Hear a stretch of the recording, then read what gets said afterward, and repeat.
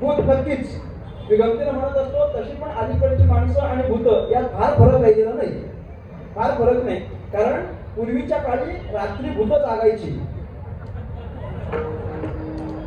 पटलं तर पहा, पूर्वी रात्री भूत जागायची.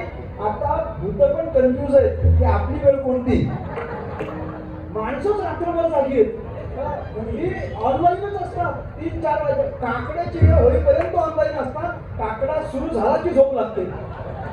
असं सगळं चालू आहे पहा. सगळे सगळे आहेत तशीच आहेत. त्याच्यामुळे भूत भूत म्हणजे कोणाला म्हणावं.